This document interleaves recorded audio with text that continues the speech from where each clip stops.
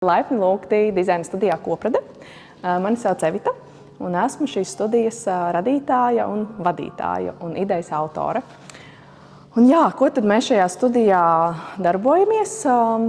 Koprade jau ļoti daudz sevi ietver un pasaka nedaudz priekšā, ka pirmām kārtām šeit mēs esam radījuši vidi, kur var satikties nozares pārstāvi. Nozare ir interjera dizains. Un kopā radīt vidi, telpu un darboties šajā interjerā radošajā nozarē.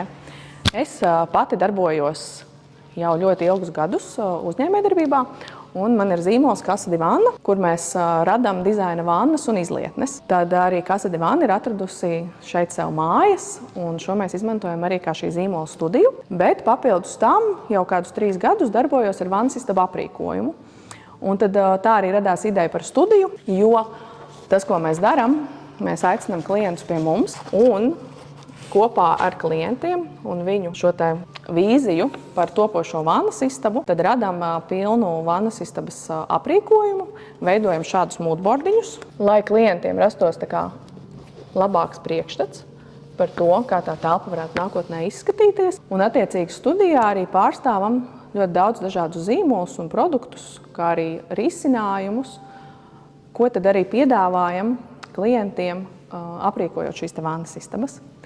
Un nedaudz arī esam izvirzījušies ārpus vannas istabām, un šeit arī rādam dažādus apdares risinājumus, tādus nestandarta, kas var kalpot arī mājās citās telpās. Ir arī ofisa zona, ko mēs dēvējam arī par tādu coworkingu, jo darbojamies gan mēs paši, mūsu komanda, gan arī ir vairākas darba vietiņas, kuras mēs piedāvājam nomāt, un šobrīd pie mums darbojās 2 interjera dizaineres. Mums ļoti patīk šī sakārtotā vide, kas ir ap mums. Mums patīk, ka šeit veidojās tāda komūnas sajūta. Šeit mēs iekšā telpās veidojam mūsu mazo komūniņu, bet izejot ārpusē, mums ir šī te plašā VF kvartāla komūna.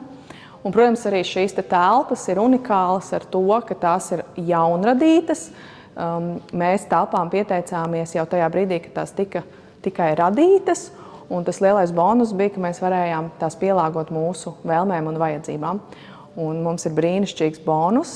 Vasarās mums ir šī skaistā terase, līdz ar ko mēs varam baudīt arī VF aktīvo kultūras dzīvi un dažādos pasākumus, kas šeit notiek.